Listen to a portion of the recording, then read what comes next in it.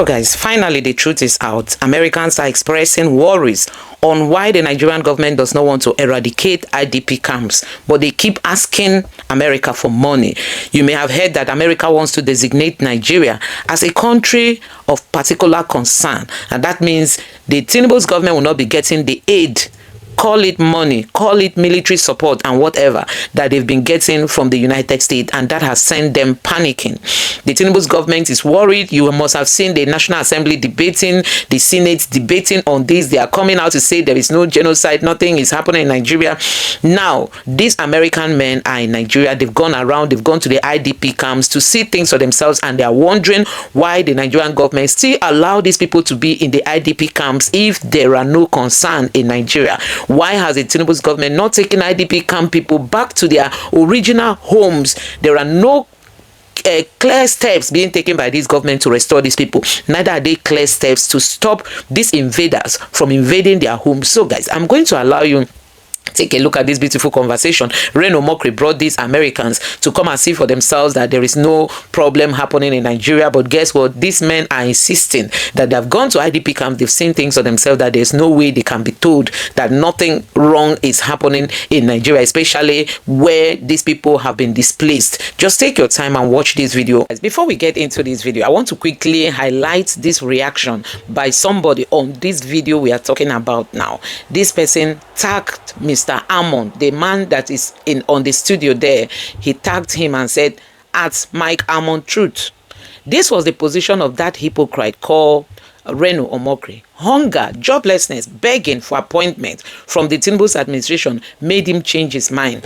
Whatever comes out of his mouth are all lies. Thank you. So he went ahead to attach this Reno Omokri's tweet. See Reno Omokri's tweet. This was in 2017. The tweet says, their voice is so loud condemning injustice against Muslims in the USA, yet silent in condemning genocide of Christians in Nigeria. So Reno Omokri himself has at one time or the other confirmed that there is genocide going on in Nigeria. It will shock you again, as Reno Omokri, another Reno Omokri's tweet on Nigerian genocide was also digged out and posted on the Twitter space. Like you can see, this one says, Reno Omokri, even Buhari Osibanjo cannot say extremist Muslims are not killing Christians. So Reno Omokri has always been on the side of the Christians, condemning killings by the extremist Islamic people, you know. But now he is now downplaying it that Christians are not being killed. So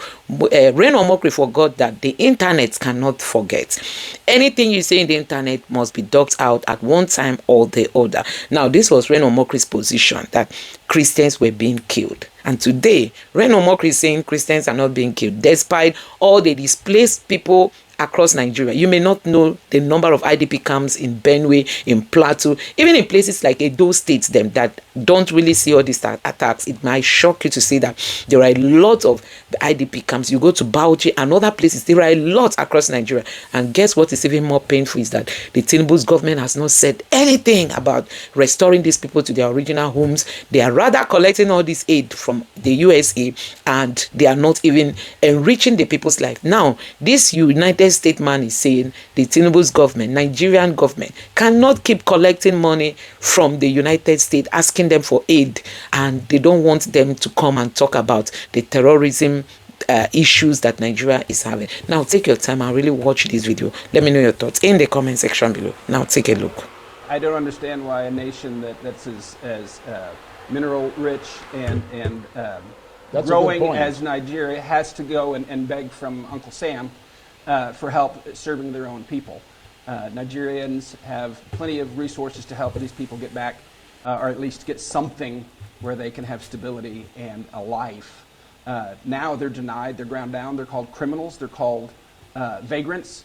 Their homes are bulldozed with no warning.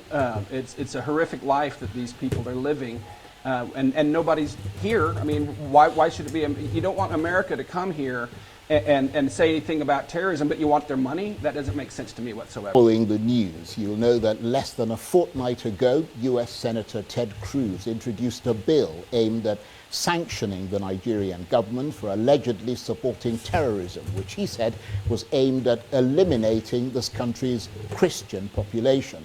Senator Cruz, who's a member of President Trump's Republican Party, claimed that extremist groups have been hunting down and killing Christians for decades in an attempt to rid the country of them. He accused the Nigerian government of facilitating this so-called anti-Christian crusade. Other top American politicians and political commentators have also expressed similar views, and they're calling on the Trump administration to designate Nigeria as a country of particular concern and to suspend arms sales and technical support to the government. The Nigerian government has, of course, denied this, and independent researchers and analysts are adamant that the claims of a Christian genocide are false. So, how has it come to this?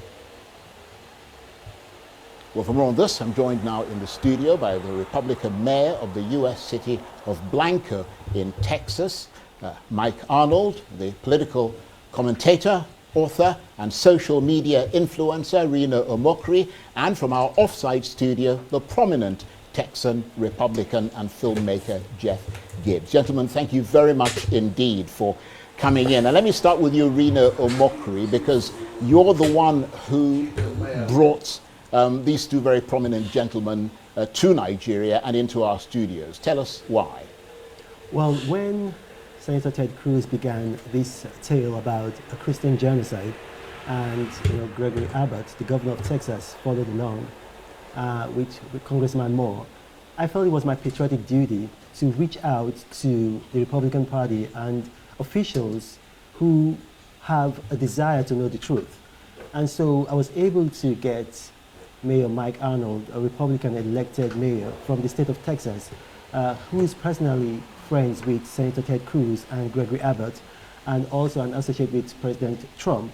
And I invited him over to Nigeria for fact-finding. Not just him, I invited also a filmmaker. I wanted them to see for themselves, because Senator Ted Cruz, a lot of people in Nigeria think he doesn't mean well, but I think he means well. But the thing is, he doesn't have the right information. He's never been to Nigeria.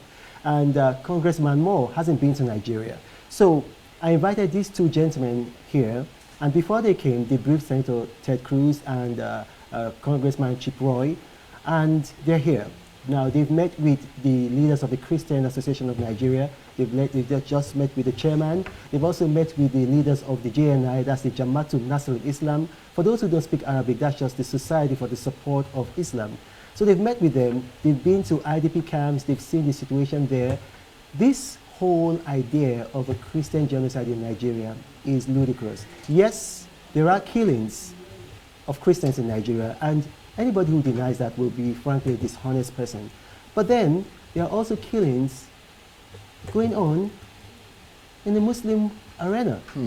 I mean, I hate to say this, but only recently we had killings at a mosque in Katsina. We had killings at another mosque in Zamfara.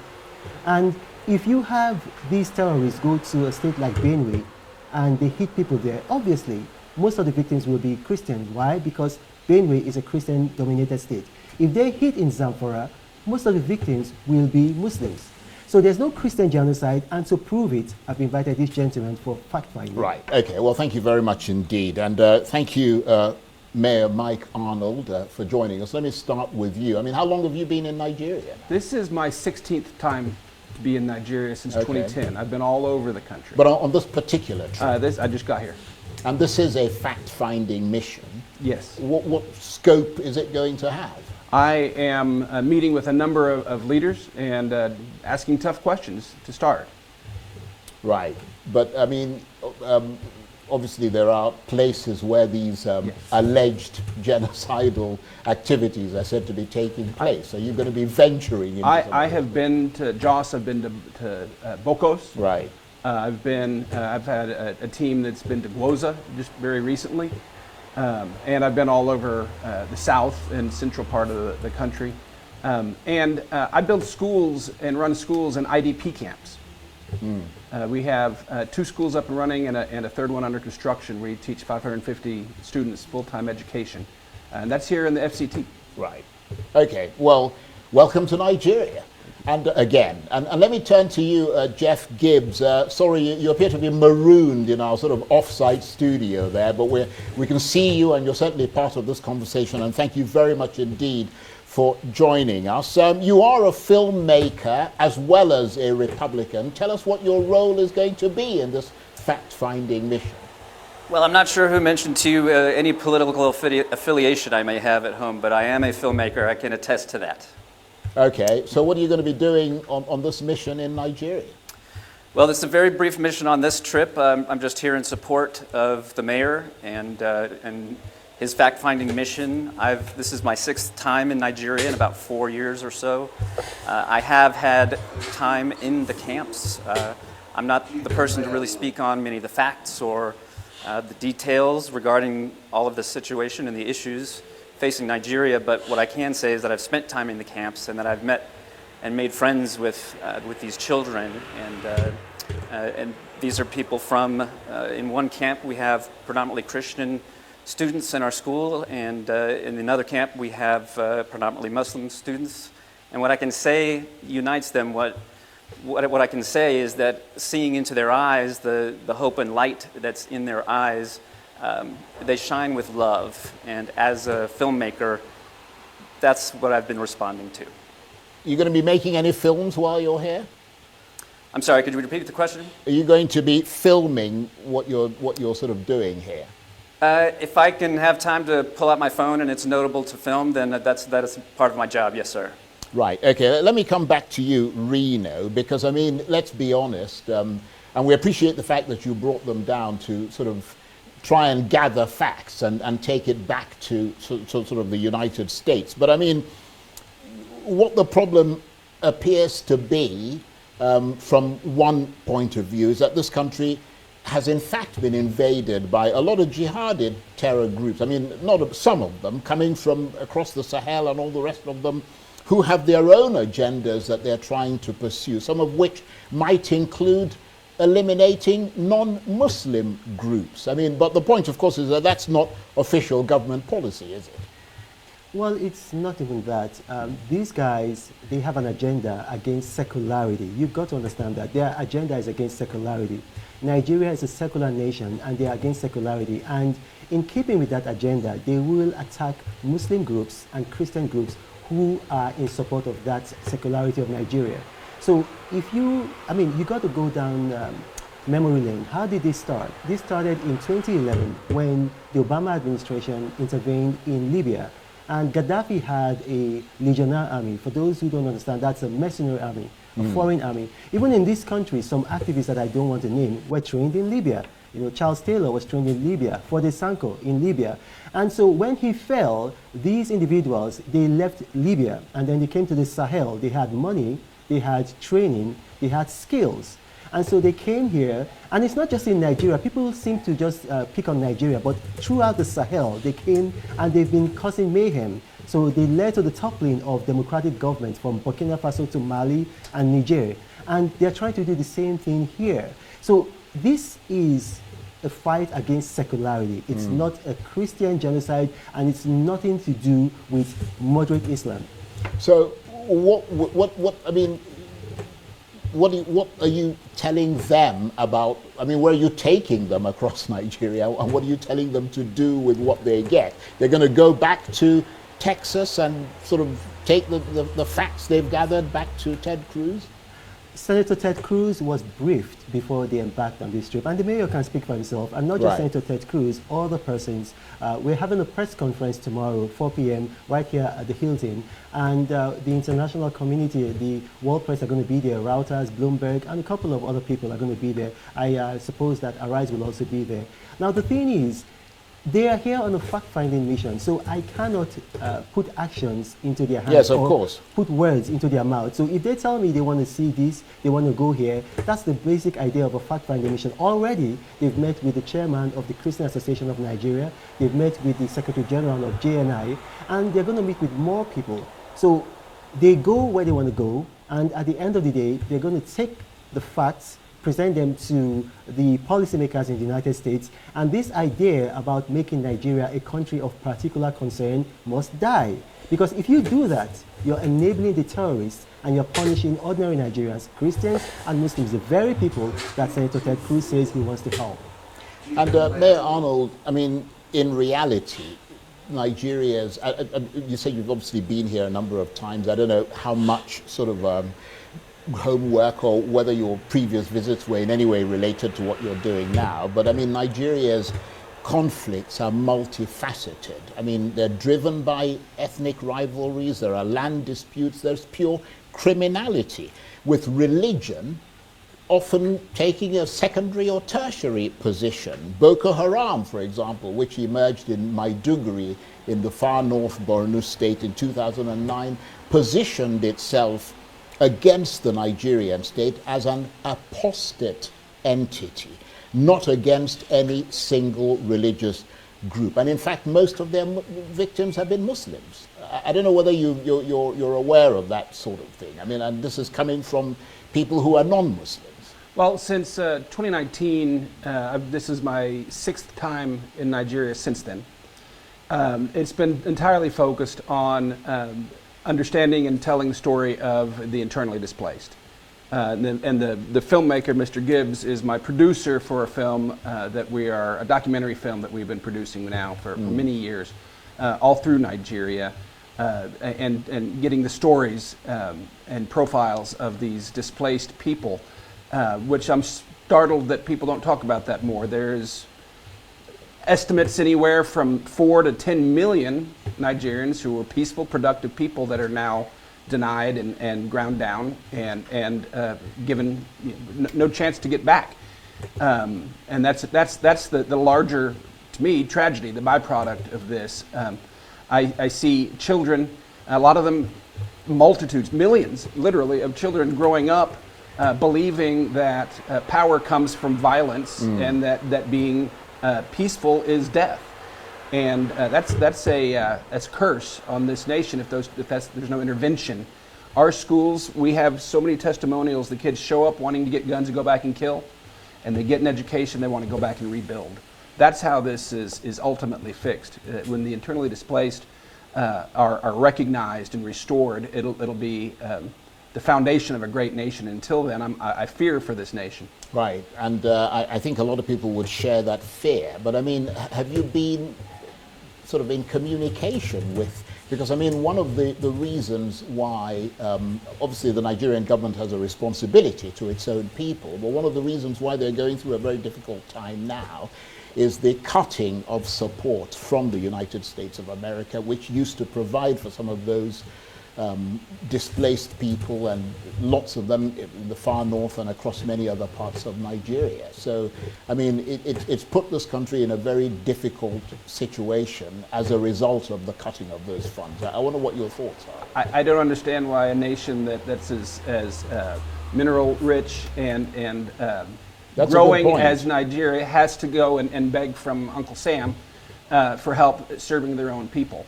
Nigerians have plenty of resources to help these people get back, or at least get something where they can have stability and a life. Now they're denied, they're ground down, they're called criminals, they're called vagrants. Their homes are bulldozed with no warning. It's a horrific life that these people are living, and nobody's here. I mean, why should it be? You don't want America to come here and say anything about terrorism, but you want their money? That doesn't make sense to me whatsoever. Yeah, that makes that's a good point. And let me come to you, Jeff Gibbs, in our off-site studio. I wonder what you make of what's been said so far. Well, you certainly have two of the more informed and well-studied people on the subject on your dais there this evening. And again, my reiteration would be that across all of the walks of life, across all of the different tribes people, faith backgrounds, what I've seen through the hearts and the eyes of Nigerians is what keeps me coming back. And these schools that we serve for these children, for the IDPs who ask for nothing except to educate their children, to give them hope and a way out, is For me, in my opinion, I would like to see these camps eradicated. I would like to see them put out of business. We do need to serve these children and these IDPs, but they need to be restored, and that's what I would like to make out of this. Well, why do you think they're not being served? I mean, why do you think they appear to be ignored? It's a very good question, and based on the discussions that I've been tangential to, I don't have a good answer for you on that. I would have to defer to Mike. Well, let me defer to Reno Omokri, who's got an ear to the ground and who is, of course, Nigerian. What are your thoughts on that? Well, I think what the mayor said and what you said, I mean, I don't think you guys have addressed the issue. You see, there is a moral responsibility on the United States because this problem was brought to Nigeria's doorstep by the actions of the Obama administration. If the Obama administration had not intervened in Libya, if Gaddafi was a nasty piece of work, but he stabilized his country. If Gaddafi had not been killed, and if all those foreign mercenaries hadn't left Libya to come here, Boko Haram started, they were not violent at the beginning. Mohammed Yusuf used to have debates. He had a debate with Issa Pantami. He had a debate. That's what he was doing. He was killed, and then these guys came in and they did a hostile takeover of Boko Haram, and then that was what happened. They had arms. If the United States had not done what they did in Libya, we would not be facing a torrent, not just us, the Sahelian countries. So they just say that, okay, well, we've got minerals and we've got this, and you don't know. No. Listen, you have a moral responsibility. The United States has a moral responsibility because government is a continuum. You know, so we've seen in cases whereby the United States has paid reparation. We're not asking, under Obama, they used a law called the Leahy Law, after causing a problem, to deny this country weapons. We had to go and purchase weapons on the black market. So Nigeria is paying a price for a problem that we did not cause. So, I mean, I don't want people to just come here and just say, oh, look, our president did say, I think this was about 2 months ago, that, look, I don't need President Trump because I have met my revenue target. We're doing the best that we can as a country. We're fighting corruption. We're growing our economy. Our economy has grown. I mean, we've added $67 billion to our economy in 2 years. The last quarter, it grew by 4.3%. Our economy is growing faster than our population. But this problem was caused by the actions of the Obama administration. Thank God for a good man like President Trump that lifted the objections of the Leahy Law and began selling weapons to us, like, for example, the Toscano jets. But the United States caused this problem, and they need to help us fix it. I wonder what your reaction is to that, Mayor Arnold. I mean, the suggestion is that part of the problem in this country was sort of initiated, if you like, certainly enabled by the United States and its policies in Libya. It was not just policies in Libya, but the policies here. Barack Obama, his Arab Spring foreign policy, I believe he endeavored to do a takeover or facilitate one here in Nigeria. We've got not prepared to release it yet, but hard proof that Obama was very much behind the advance of Boko Haram, and intentionally so. And Obama holds a lot of the blame. There's no doubt about it. So, I mean, I guess the $1 million question is, how do we change the narrative in America? Let me come to you, Jeff. You're a filmmaker. That is a powerful way of getting emotively through to the American people. It is, yes. Filmmaking is an extremely powerful platform. It involves all of the senses, and it's part of my intention and part of our goal is to bring awareness to the situation. It's not my job to agree with certain facts or disagree with others. That's not my place. So this film, it's meant to bring awareness. This is an excellent time for it. The world is, we're just starting now. Mike and I have been at this for years, trying to tell people about it, and it's just breaking now kind of on our shores. And the attention is there for it, and I would like the truth to be heard, and I would like to see hate fought with love.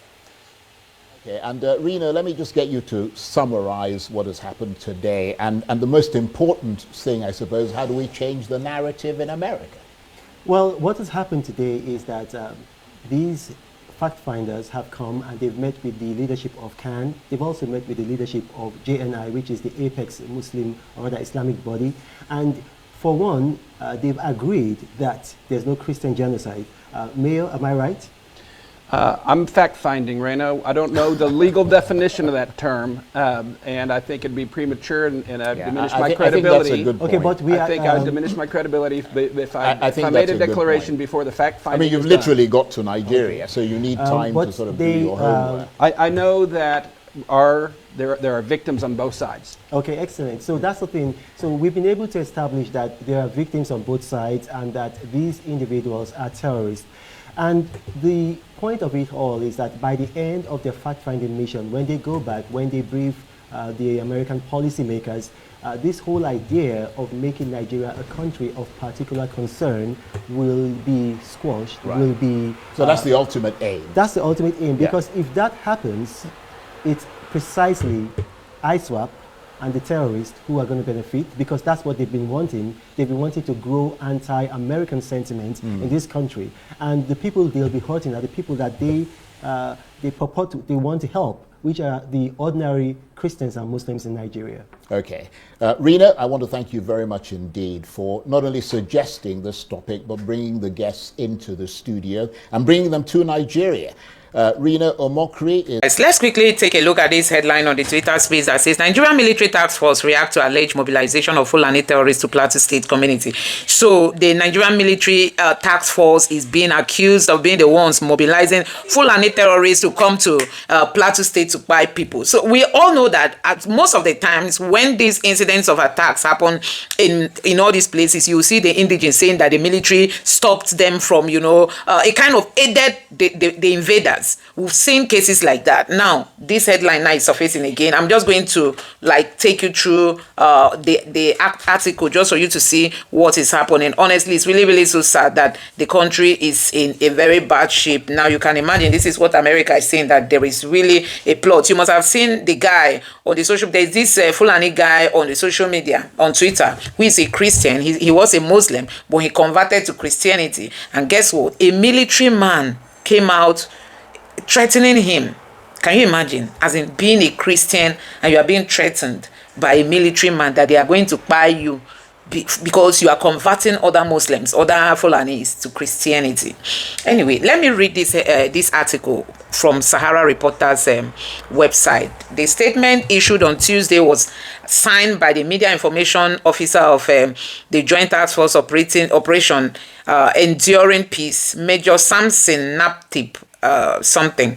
This is what they say. The Joint Task Force Operation Enduring Peace, JTF OPEP, of the Nigerian Army has debunked a viral video said to have been circulated online by a cleric, Reverend somebody, describing the video as a propaganda intended to inflame public sentiment and erode confidence in security agencies. The statement issued on Tuesday was signed by the media information officer of the JTF Operation Enduring Peace, Major Samson Nantip. Meanwhile, Reverend Dakomo is set in the said video had alleged mobilization of Fulani terrorists through a village in Bakinlandi local government area of Plateau State by security forces. So guys, there's panic everywhere. They want to come out to debunk everything so that everywhere will look good in the eyes of the Americans. See, if it's for buying of people, we've seen that, recently we saw the attacks that Nigerians will never forget, how people were burnt to charcoal. The very dark man even went to those places and showed those videos to the world, because the media will never go there. The media will never have the boldness to, even if the media captures it, they will not allow them to aid. But the very dark man took his media team. They went there, they saw people were born alive, people were sleeping, and this attack has come. Not just that they are coming to take away their land, they want to buy you, they want to buy children, even the old, the women, and oh God, I've not seen this kind of heartlessness, honestly.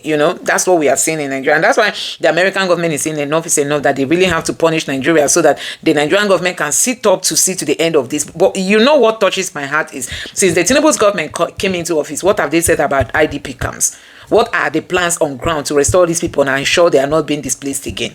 You can imagine if efforts have been put in returning. It's only Governor Zulum that ensures he brings back his people to their communities. Even though when these people return back to their communities, these terror people still come to attack. But still, they will insist that those people stay, because the more you leave your community, you are leaving it for the invaders to come and occupy.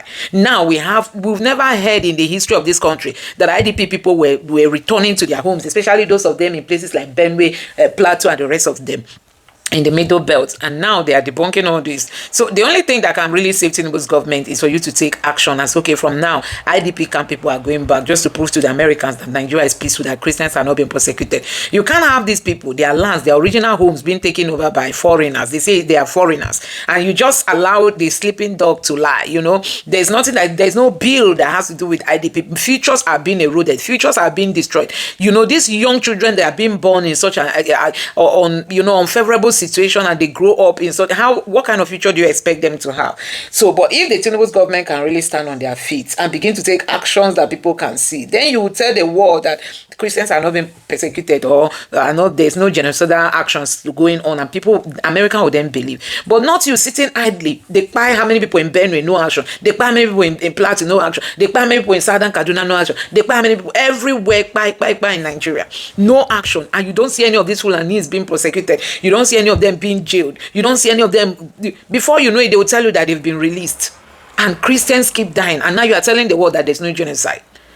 The government of this administration really need to sit up and do the needful. It's not a difficult task. Sit up, and even Tinubu has not come out to dare these bandits and speak to them in a harsh way and tell them that from today, even Buhari himself made an attempt to see if you see anybody carrying gun, shoot aside. Even though that command was not obeyed, we didn't see any of that. But for the fact that he spoke out at a certain time has vindicated him to an extent, because people will say at least he spoke out. There is a security agencies that refused to do the command. But this one under the Tinubu's government, nobody is talking. Buhari at least said something that shoot aside if you see people. Even if the security agencies didn't do it, or security agents didn't do it. But he kind of vindicate himself, say, at least I said it, but they refuse to do it. But under the Tinubu's government, we've not seen anything. Rather, we are seeing negotiation. And now the number of bandits are increasing because they've heard that there's negotiation going on in Nigeria. We've seen many of them. Today on Twitter space, you must have seen the video of many bandits, going to Katsina State because they believe that the government is negotiating with them. Even those that are not bandits have turned bandits and have carried gun just to be among, possibly to partake in whatever deal they are going to make out of this negotiation with the federal government. Anyway, guys, let me know your thoughts on all this in the comment section below. Please don't forget to subscribe and turn on the bell notification. Thank you.